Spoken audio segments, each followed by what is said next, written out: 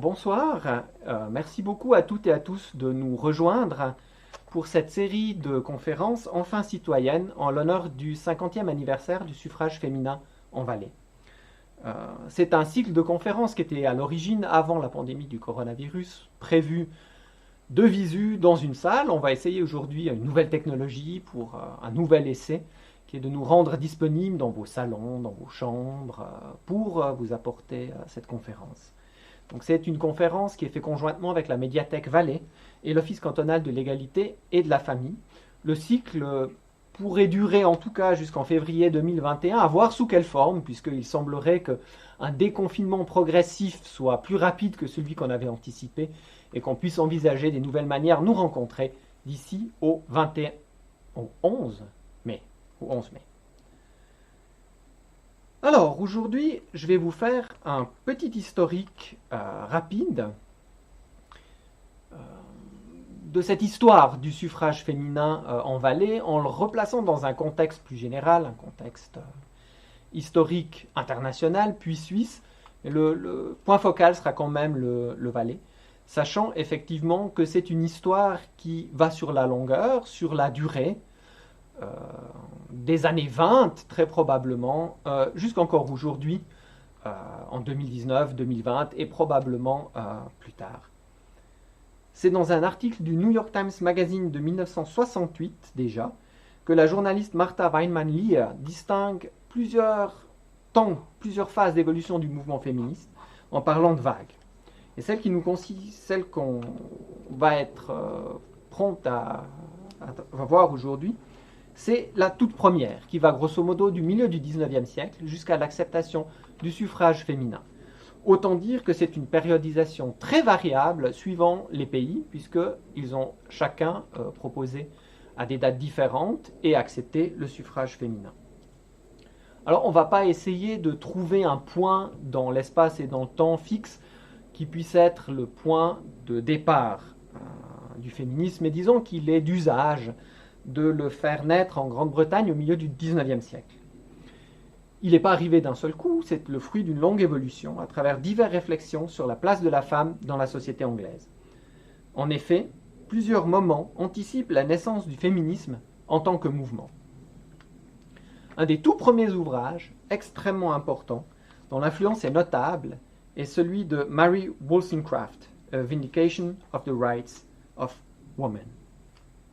La question de l'égalité dans le couple est au cœur des préoccupations de nombreuses féministes de l'époque, entre autres de Caroline Norton, qui se bat pour que le droit au divorce soit le même pour les femmes et les hommes, et pour que la femme mariée obtienne une existence légale distincte de celle de son mari, puisque jusque très tard, dans certaines sociétés occidentales, la femme était considérée comme une possession légale de son mari.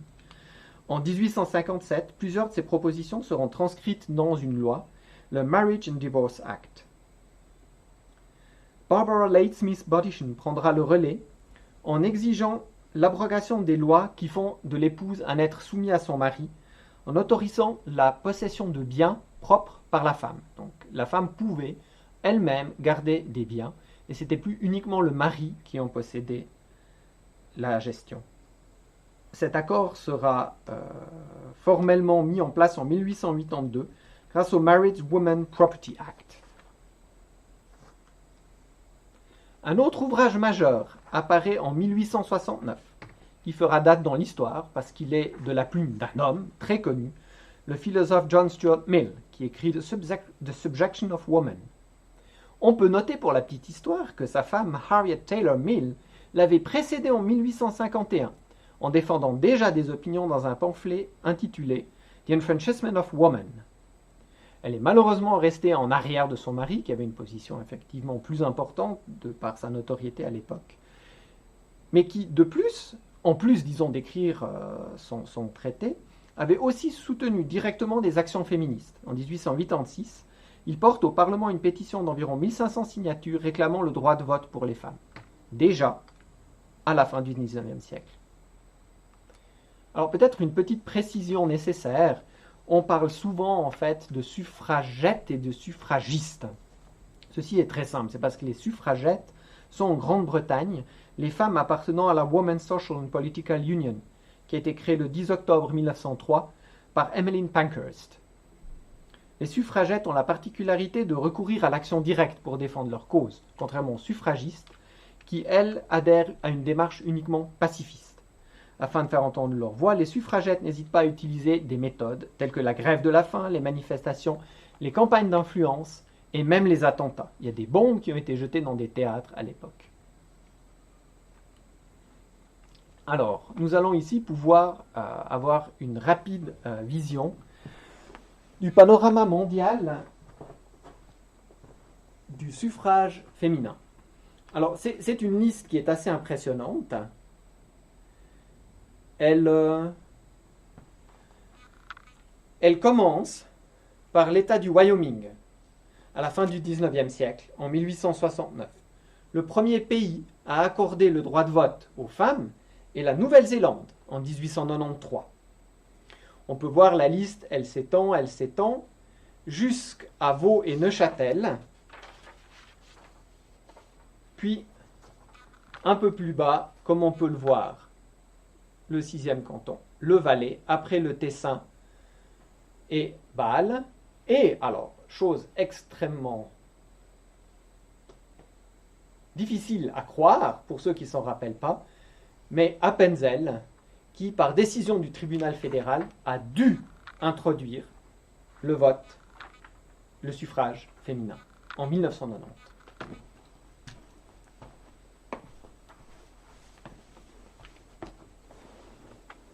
Alors, qu'est-ce qu'il en est en Suisse? Comment ça se fait qu'en Suisse, on a en fait des droits de vote accordés aux femmes qui sont si tardifs? C'est très probablement, d'une certaine manière, à cause de ce propre système démocratique. En effet, la Suisse est le seul pays où l'introduction du suffrage féminin requiert la majorité des votes des électeurs masculins. Et en plus, au niveau fédéral, le vote de la majorité des cantons. Si la Suisse avait été une démocratie parlementaire, par exemple, le vote des femmes aurait déjà été accepté en 1958, lorsque les chambres fédérales ont accepté le message du Conseil fédéral sur l'introduction du suffrage féminin pour les affaires fédérales. Cette situation est d'autant plus étonnante pour un système démocratique. En effet, personne ne semble vraiment se compte de l'incompatibilité qui existe entre le fait de priver la moitié de la population adulte sur le fait qu'elle soit femme du droit de vote et un État démocratique. L'exclusion des femmes du droit de vote a l'air si évidente que le législateur lui-même n'a pas mentionné les femmes dans l'article de la Constitution, listant les catégories de personnes qui n'ont pas l'autorisation de voter, comme les fous par exemple. Les premières organisations locales qui soutiennent le suffrage féminin sont fondées en 1896 à Zurich, en 1905 à Olten et Neuchâtel, en 1907 à Genève et dans le canton de Vaud, en 1908 à Berne. En 1909, l'Association suisse pour le suffrage féminin voit le jour. Dès la fin de la Première Guerre mondiale, dans les années 20, des votations ont lieu au niveau cantonal pour essayer de donner le suffrage aux femmes. On a derrière moi 2 affiches, une en allemand et une en français, qui sont typiques de cette époque. Et c'est Neuchâtel en 1919, Zurich et Bâle-Ville en 1920, Glaris et Genève en 1921 qui votent pour le suffrage féminin. Et elles aboutissent toutes au rejet de l'objet. Après la Deuxième Guerre mondiale, entre 1946 et 1948, un nouveau tour de votation aura lieu à Bâle, à Genève, au Tessin, à Zurich, Neuchâtel, Soleure, avec malheureusement le même résultat négatif. Nous avons de nouveau, derrière moi, 2 reproductions d'affiches de Suisse allemande et de Suisse romande. On voit effectivement que les publicistes de l'époque n'étaient pas tendres dans les images qu'ils proposaient. Entre 1929 et 1957, de nombreuses pétitions, motions et postulats visant à introduire le suffrage féminin au niveau fédéral sont déposés entre les mains du Conseil fédéral. Comme exemple, nous pouvons mentionner les suivantes. En 1929, l'Association suisse pour le suffrage féminin dépose une pétition comprenant 249 237 signatures. La commission des pétitions du Conseil national présente donc une motion invitant le Conseil fédéral à présenter un rapport sur la question. La motion avait été approuvée par les chambres, mais restera sans suite.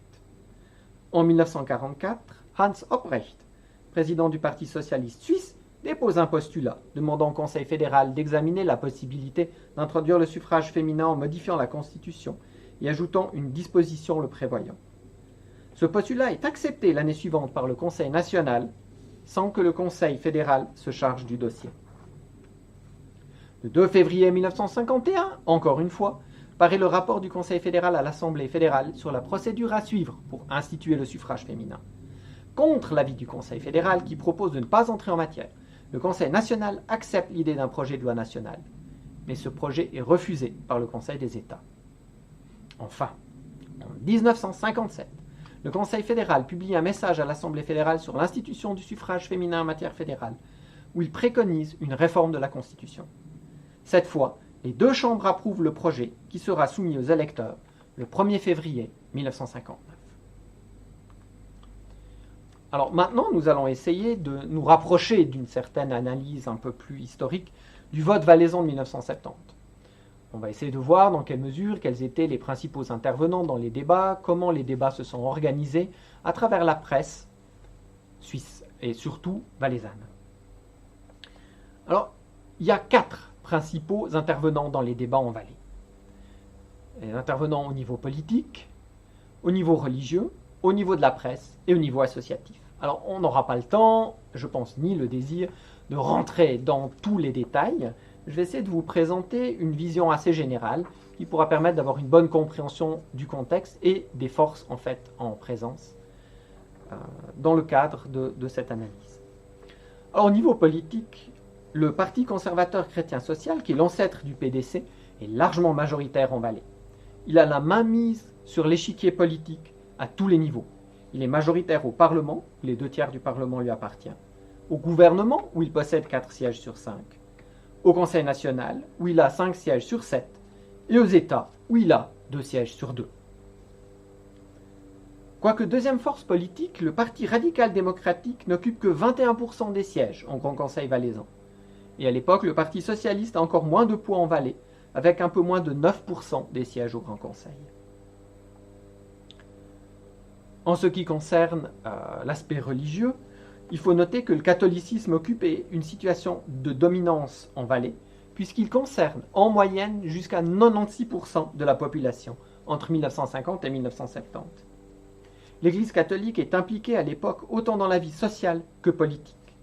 Il faudra attendre le Concile de Vatican II et les années 70 pour le canton ne mentionne plus dans sa constitution que la confession catholique romaine est la religion officielle du Valais, et pour qu'il reconnaisse l'Église protestante. Le Concile Vatican II, par ses réformes, provoque des tensions chez une partie des fidèles et favorise l'essor d'une opposition traditionnaliste en Valais, avec la fraternité sacerdotale Saint-Pie X de Monseigneur Marcel Lefebvre, qui s'installe à Écône. Diverses figures du parti conservateur de l'époque, qui étaient importantes, en font partie ou le soutiennent, comme Roger Bonvin, qui était conseiller fédéral, Guy Genoux, qui était conseiller d'État, ou encore maître Roger Levé, qui était le secrétaire général du Parti conservateur valaisan. Alors, en ce qui concerne la presse, le contexte de la presse du Valais roman à cette époque est extrêmement divers. Il existe beaucoup de journaux de petite taille, avec des parutions qui ne sont pas quotidiennes, parfois hebdomadaires, parfois mensuelles. Mais cette époque, malgré cette floraison de journaux, est marquée par la situation de monopole du Nouvelliste. Créé en 1903 à Saint-Maurice par Charles Egler, ce journal est reçu à l'époque par 3 ménages sur 4 en Valais roman. Le Nouvelliste, à cette époque, est l'incarnation d'un homme, André Luisier. En 1949, âgé de seulement 25 ans, il est nommé rédacteur en chef. Et il ne quittera cette fonction qu'en 1982, remplacé par Herman Pellegrini, que nous rencontrerons plus tard, mais il en restera à la direction jusqu'au début des années 90. Il s'exprime ainsi sur la ligne de conduite du quotidien, et je cite, « Celle du Nouvelliste est la même depuis 1903. Notre journal a l'obligation stricte de la respecter. Or il s'est voulu, par la volonté de ses fondateurs, indépendant, d'inspiration chrétienne et par là anti-marxiste. » Fin de citation. André Luisier est une personnalité tranchante qui suscite souvent des polémiques en soutenant par exemple l'organisation armée secrète au moment des événements d'Algérie, l'apartheid, ou en donnant son appui au mouvement initié par Monseigneur Lefebvre. Le Valais roman, comme je le disais, compte de nombreux autres journaux, mais aucun d'eux n'a la diffusion du Nouvelliste. Le Peuple valaisan, organe du Parti socialiste, est hebdomadaire et a un tirage nettement inférieur à celui du Nouvelliste. Le Confédéré, qui est l'organe du Parti radical, tente, lui, de 1968 à 1971, de concurrencer le Nouvelliste en devenant lui-même quotidien, mais son tirage reste beaucoup plus faible que celui de son concurrent. Nous allons passer maintenant au côté associatif. Et je vais parler principalement en fait de l'Association valaisanne pour le suffrage féminin, qui était l'association principale, le partenaire de discussion, disons, dans le soutien au suffrage féminin. Les premières formations et groupements engagés en faveur du suffrage féminin en Valais datent déjà de 1924, à la suite du passage de la féministe genevoise Émilie Gour, qui était venue faire une série de conférences en Valais. Il faudra cependant attendre le 5 juin 1946 pour que l'Association valaisanne pour le suffrage féminin voie le jour. Elle est fondée par René de Sépibus, René Spar et Paul de Riva. L'association a pour but principal, je cite, de déclencher, d'entretenir et de développer dans tout le canton un mouvement d'opinion en faveur de l'égalité des droits civiques pour les femmes. Ce qui fait d'ailleurs sa particularité, disons, c'est que comme on vient de le voir, et comme cela est mentionné dans l'article, l'association valaisanne est une association mixte. Je vais peut-être profiter maintenant de présenter rapidement deux figures féminines de ce combat pour le suffrage féminin. La première, c'est René de Sépibus. Étrangement, pour une personne qui a une place si importante dans le débat et le combat pour accéder au suffrage féminin, on sait très peu de choses d'elle, si ce n'est qu'elle était institutrice, elle vivait à Sion et qu'elle n'était pas mariée. C'est elle qui est à l'origine de la section valaisanne de l'Association suisse pour le suffrage féminin, et elle en sera la présidente pendant 22 ans, jusqu'à sa démission en 1969. On la voit dans cette image au premier plan lors d'une assemblée générale de l'association. René de Sépibus démontre une excellente connaissance de la société valaisanne et des acteurs politiques, sociaux et religieux sur lesquels il faut agir pour faire avancer la cause du suffrage féminin en Valais. Elle est une femme combative et persévérante, prête à faire don de soi à cette longue cause de longues années durant. Elle est décédée en 1989. Des autres personnalités au niveau valaisan, mais peut-être encore plus au niveau suisse, est Iris von Rothen. Elle est née le 2 avril 1917 à Bâle et est décédée en septembre 1990 dans la même ville.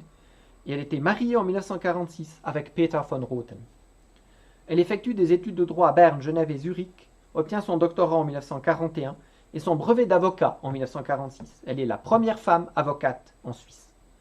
Son œuvre principale, Frauen im Laufgitter, analyse sociologique de la discrimination faite aux femmes, fut violemment critiquée à sa sortie en 1958 à cause de son caractère que l'on visait à l'époque comme radical. Et il ne fut redécouvert que tardivement dans les années 80. Diffamée, elle se retira du débat public et se consacra à l'écriture de récits de voyage et à la peinture.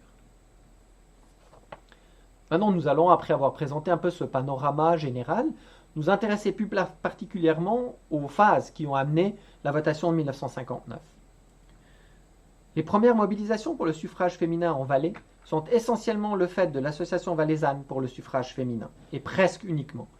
À l'occasion de chaque soirée organisée, René de Sépibus convie les autorités cantonales, municipales, judiciaires, les chefs de parti, les membres de la presse, les présidents des sociétés, sans oublier les organisations de jeunesse et les écoles. Elle essaye ainsi de rassembler le plus de décideurs possible, le plus de gens qui ont le plus d'influence le plus largement possible, pour aider à défendre la cause du suffrage féminin. En 1956, à l'occasion des 10 ans de l'association, René de Sépibus demande personnellement le soutien du pape Pie XII. Évidemment, dans un canton où 96% de la population est catholique, il est très important d'avoir pour elle, qui est d'ailleurs aussi catholique, un soutien pontifical. À l'occasion de ses 80 ans, donc 80 ans du pape, elle lui transmet un télégramme dans lequel elle lui fait part de ses vœux et lui demande s'il approuve la démarche de son association pour établir l'égalité politique entre hommes et femmes. Pie XII lui accorde sa bénédiction le 4 avril 1956 dans un courrier, un télégramme si ma mémoire est bonne, que René de Sépibus publie dans les journaux valaisans. Nous en voyons ici un exemplaire tel qu'il a été publié dans le Rhône le 27 avril 1956. L'appui du pape est en effet extrêmement précieux pour défendre le suffrage féminin dans un canton catholique. Je vais peut-être profiter maintenant pour sauter un peu dans le temps et faire un petit excursus intéressant. En effet, si le pape s'est clairement indiqué en soutenir le suffrage féminin, la résistance du clergé valaisan à la décision pontificale était importante. Et il a fallu trouver un moyen, d'une certaine manière, de se distancer des propos du pape. Alors, ça a été fait de plusieurs manières. Certaines personnes ont dit que le pape s'adressait finalement pas à la femme valaisanne, mais à la femme italienne. Enfin, d'autres arguments importants aussi, qui semblent tout aussi spécieux les uns que les autres. Mais une personnalité a eu, en fait, une influence notable par ses écrits dans le Nouvelliste. C'est l'abbé Crétol. En effet, le Nouvelliste va publier chaque semaine en première page, du jeudi 27 novembre 1958 au 29 janvier 1959, une chronique de 9 articles du célèbre abbé intitulé « La femme dans la famille et la société ». Alors l'abbé Crétol était une personnalité valaisanne de premier plan. Il est professeur et recteur de l'école d'agriculture de Châteauneuf.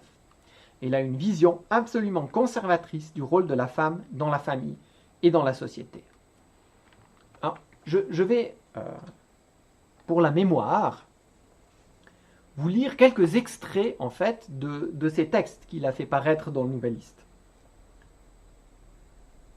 Alors, l'abbé Crétol dit, je cite, « La doctrine chrétienne enseigne que tous les hommes sont égaux, d'une égalité de nature, et leur confère la même noblesse, le même droit d'atteindre leur fin, et de mettre en œuvre les moyens nécessaires pour l'atteindre. Mais voilà, cette égalité fondamentale se combine avec un nombre invraisemblable d'inégalités secondaires. Parmi ces différences, la plus profonde, comme aussi la plus frappante, est incontestablement celle qui distingue l'homme de la femme. Comme l'homme, la femme est une personne humaine, avec toute la dignité de l'être humain, mais elle est une personne autrement que l'homme. Imposer à la femme la même vie qu'à l'homme, lui donner le même statut, c'est violer son droit qui est d'être autre. C'est tiré de la chronique du Nouvelliste du 27 novembre 1958. Étant différentes des hommes, les femmes doivent remplir, d'après l'abbé, leur mission naturelle. Attention, je cite, le docteur Petit Dutailly, dans son ouvrage Troubles fonctionnels et dystropie en gynécologie, affirme sans embâche, la femme tout entière n'est organisée qu'en fin de grossesse. La non-reproduction ou l'insuffisance de reproduction vicie tout son métabolisme.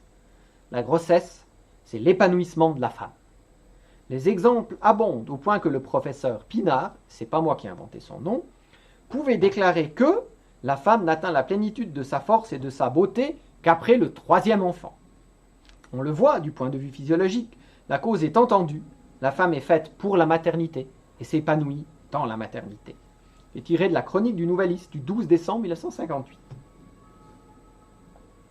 L'abbé Crétol oppose encore des caractéristiques féminines aux masculines pour montrer que seules finalement les caractéristiques masculines sont utiles pour gérer les problèmes politiques, en disant, et là je termine rapidement comme ça, l'intelligence féminine n'est plus liée à la sensibilité, c'est ce qui lui donne ses dons d'intuition, caractéristiques essentielles de l'intelligence féminine, et son peu de goût pour le raisonnement, l'abstraction. Alors après cet excursus plutôt violent dans une manière très traditionnelle de voir la femme dans la famille, nous revenons à présent à 1956 et aux 10 ans de l'existence de l'Association valaisanne pour le suffrage féminin. Après cette commémoration, l'association encourage les valaisannes à demander leur inscription au registre électoral de leur commune afin de pouvoir participer à la votation du 3 mars 1957 qui les concerne directement.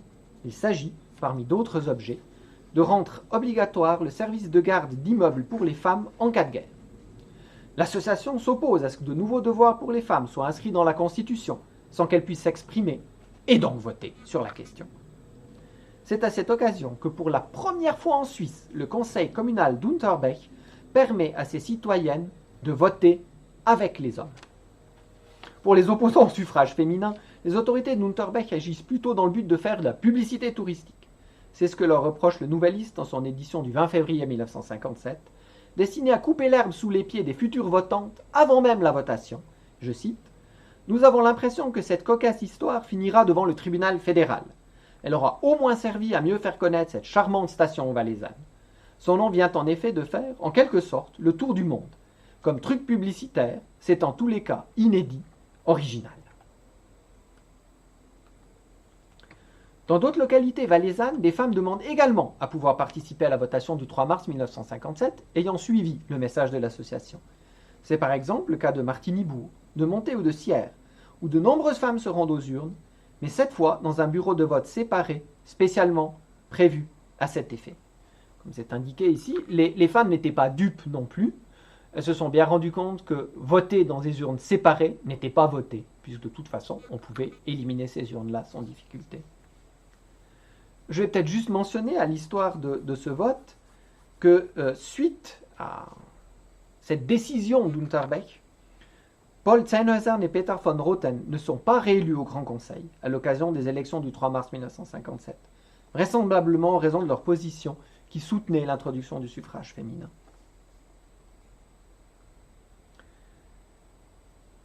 Alors l'établissement de la stratégie de l'association valaisanne pour le suffrage féminin pour la votation fédérale a lieu lors de son assemblée générale du 7 décembre 1956, seulement 2 mois avant la votation. Elle décide que la campagne serait menée par des hommes, du moment qu'il s'agit de convaincre les électeurs masculins. Elle s'aligne en cela sur les idées de l'Association suisse pour le suffrage féminin. Malheureusement pour l'association, le Nouvelliste est le seul journal majeur qui ne publie que rarement ses articles. Le Nouvelliste ne donne en effet presque aucune visibilité à l'association, si ce n'est pour les annonces de meetings. La campagne de 1959 fait rage, et de décembre 1958 à mars 1959, avec en moyenne un article par numéro, le Nouvelliste a donné une vitrine importante à la question du suffrage féminin. Cependant, et malheureusement, la presque-totalité de ces articles sont défavorables à l'introduction du suffrage féminin.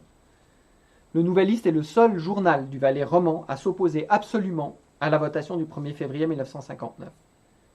Durant la campagne, les collaborateurs du Nouvelliste rédigent 7 commentaires contre l'introduction de droit de vote et d'éligibilité des femmes et un seul commentaire favorable. André Luisier, rédacteur en chef du Nouvelliste, donne, comme à son habitude, son opinion à la première page du journal. Mais très tardivement cette fois, le 30 janvier 1959. Dans cet éditorial que vous voyez derrière moi, tout en se déclarant en principe pour le suffrage féminin, André Luisier conseille cependant à ses lecteurs de voter contre. Dans cet article dont le titre est resté empreint d'une ironie fondamentale, je suis pour et je voterai contre, car selon lui la votation est précipitée, antifédéraliste, et parce que selon lui les femmes elles-mêmes n'y seraient pas favorables. Plusieurs publicités aussi, non signées, contre le suffrage féminin paraissent dans le Nouvelliste, dans cette époque. Je vous donne ici 2 exemples. Le premier du 27 janvier et le deuxième du 2 janvier suffiront pour montrer le niveau du débat. Parler politique entre femmes, c'est parler dentelle entre hommes. Même pour la mode, les femmes font confiance à l'homme. L'exemple des grands couturiers en est une preuve. Je pense que Coco Chanel appréciera le clin d'œil. Le 1er février 1959, sans trop de surprise, la votation est clairement refusée sur le plan fédéral, avec 66,9% des voix, et de manière encore plus significative en Valais, avec presque 70% de non. La participation est élevée au niveau suisse, avec presque 67%, comme au niveau valaisan, avec un peu plus de 55%. L'ensemble des villes valaisannes a rejeté l'introduction du suffrage féminin sur le plan fédéral. Seules 7 des 169 communes du canton ont accepté. Ce sont toutes des communes romandes, les Agettes, Chandelin, Martigny-Bourg, Maas, Randogne, Salins et Saint-Gingolph. Le refus le plus catégorique se trouve dans le Haut-Valais. Malgré les événements mémorables de 1957, la commune d'Unterberg a compté exactement autant de oui que de non. Par contre, les 3 cantons protestants de Suisse romande, soit Vaud, Neuchâtel et Genève, ont donné une majorité pour le suffrage féminin. et introduit ainsi le suffrage féminin au niveau cantonal.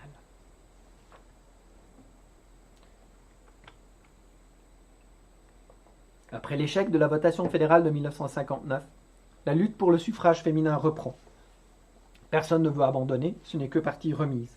Et le 21 mars 1965, lors d'une assemblée générale de l'Association valaisanne pour le suffrage féminin se déroulant à Sion, décision est prise de prendre contact avec les présidentes des principaux partis politiques valaisans afin d'obtenir que des députés déposent une motion au Grand Conseil en faveur de l'introduction du suffrage féminin. Et c'est un groupe de députés radicaux du district de Martigny qui, le 31 janvier 1966, répond à la demande de l'association et dépose une motion demandant une modification de la constitution valaisanne pour introduire le suffrage féminin. La motion est acceptée le 2 février 1967 par le Grand Conseil. Le 22 mai 1967, le Conseil d'État publie son message au Grand Conseil concernant la révision de la constitution valaisanne en vue de l'octroi du vote et d'éligibilité aux femmes. Les débats au Grand Conseil débutent lors de la séance du 19 septembre 1967. Et le Parlement acceptera alors à l'unanimité de soumettre ce projet aux citoyens valaisans. Contrairement cette fois à la votation fédérale de 1959, tous les partis politiques valaisans se prononcent en faveur du suffrage féminin et vont participer activement à la campagne. En 1969, Herman Pellegrini succède à René de Sépibus à la présidence de l'Association valaisanne pour le suffrage féminin. Il est chroniqueur cinéma pour le Nouvelliste, professeur au collège de Saint-Maurice et membre du comité directeur du Parti conservateur. Il est l'homme clé de cette campagne. Parmi les personnalités qui défendent le suffrage féminin, c'est lui qui est cité le plus souvent dans le Nouvelliste. L'association valaisanne bénéficie alors d'une couverture médiatique nettement supérieure à celle qu'elle avait en 1959 et peut de manière beaucoup plus visible faire passer ses idées au sein du peuple valaisan. Cette couverture au sein du Nouvelliste s'explique grâce aux bonnes relations qu'entretient Herman Pellegrini et André Luisier. Ce dernier ne tarit d'ailleurs pas d'éloges au sujet du nouveau président de l'association, notamment dans un article paru à la une du Nouvelliste du 10 avril 1970, dont vous pouvez lire un encart derrière moi. L'AVPSF, qui a fait un travail intelligent et par là efficace ces dernières semaines, s'est choisi un président de grande classe. Il est surtout un jeune politicien qui sait parfaitement de quoi il parle. Nous lui reconnaissons une rare lucidité et le calme qui convient à la noble cause qu'il défend avec enthousiasme. Il a l'étoffe d'un vrai chef. À vrai dire, ce n'est nullement une découverte pour nous, mais une confirmation supplémentaire. Son argumentation raisonnable doit réjouir les égalitaires. Bien plus, elle pourrait correspondre à ce qu'attendaient encore beaucoup d'indécis. L'entente qui règne entre le nouveau président de l'association et le rédacteur en chef s'explique non seulement par le fait que tous deux viennent du district de Saint-Maurice et se connaissaient auparavant, mais aussi grâce à son frère Joseph Pellegrini, alors directeur de Publicitas Valais. Il était en effet important à l'époque pour le Nouvelliste d'entretenir de bonnes relations avec Publicitas, dont il avait besoin du revenu produit par les annonces. Herman Pellegrini prendra d'ailleurs la succession d'André Luisier comme rédacteur en chef du Nouvelliste le 15 juin 1982. Comme lors de la votation fédérale de 1959, ce sont à nouveau les hommes qui mènent la campagne. La stratégie axée sur les hommes par l'association valaisanne n'a pas changé. Elle est même renforcée par la présence d'Herman Pellegrini à sa présidence. Par contre, et cette fois heureusement, contrairement à la campagne de 1959, tous les partis politiques se prononcent en faveur du suffrage féminin. Sentant que l'octroi du droit de vote et d'éligibilité aux femmes est inéluctable, les partis politiques valaisans ne veulent pas laisser s'échapper les nouvelles électrices chez l'adversaire.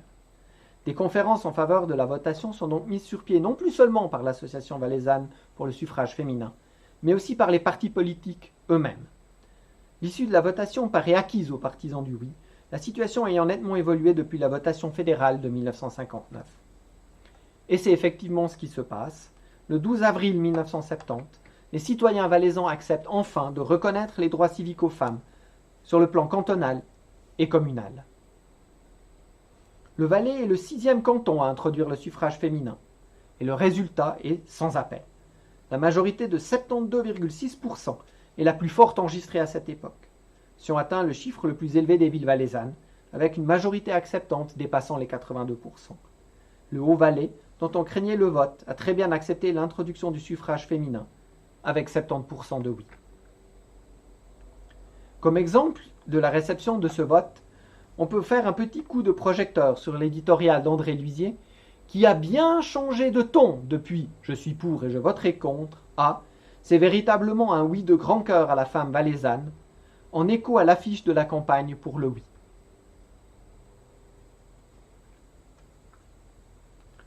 Alors une fois l'objet acquis en Valais, il se passe ce qui se passait souvent à cette époque, c'est que les efforts diminuent drastiquement et tous les partis et l'association valaisanne ont diminué leurs efforts de soutien de la campagne. L'enjeu de la votation semble faible puisque tous les partis au niveau suisse se sont aussi déclarés favorables au suffrage féminin au niveau fédéral. L'enjeu est plutôt d'enjoindre les citoyens à aller voter puisqu'il semble que l'enjeu fondamental de cette votation ne retienne plus autant l'attention. Et comme cela était prévisible, le 7 février 1971, le suffrage féminin est introduit sur le plan fédéral, avec 65,7% de oui, contre 34,3% de non. La participation est bonne, avec un peu plus de 57%. Tous les cantons romans ont voté en faveur du suffrage. Le Valais a plébiscité l'introduction du suffrage féminin sur le plan fédéral, avec presque 80% de oui. Malgré le faible enjeu de la votation, la participation est restée élevée. Ce combat pour l'égalité n'est malheureusement pas terminé.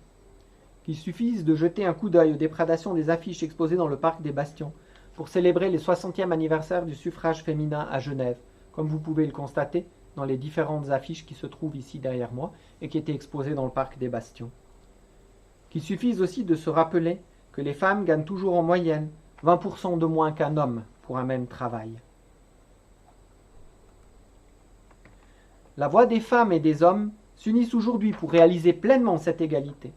Dans ce contexte, la grève des femmes, dont on a vu des photos pour la première diapositive, entre Genève en 1991 et en 2019, elle rappelle aux citoyens suisses que le changement est en route et que l'article de la Constitution concernant l'égalité n'est pas une option, mais qu'il doit être respecté.